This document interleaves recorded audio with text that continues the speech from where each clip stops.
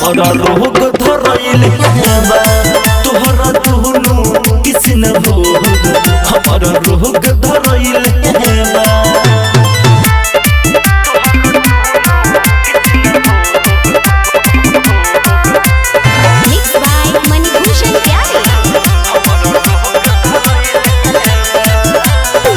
हो बेबी बाटे हेबी तोहर आम के स्वाद बड़ी ताजा बा।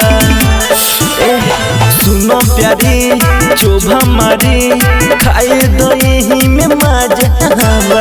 ना जाने कितना लोगवा ये पर नजर गड़ैले बा। ना जाने कितना लोगवा ये पर नजर गड़ैले बा। तोहरा दुनु किसी न भोग हमारा रोग धरैले बा तोहरा दुनु किसी न भोग हमारा रोग धरैले बा।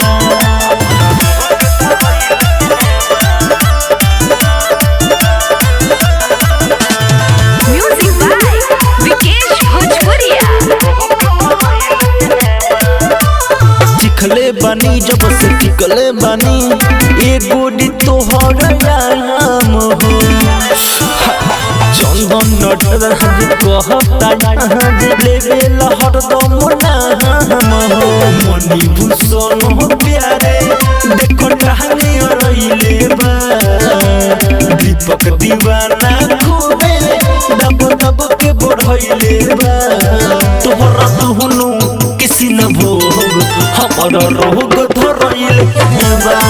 तोहरा दुनु किसी न भोग हमारा रोग धरैले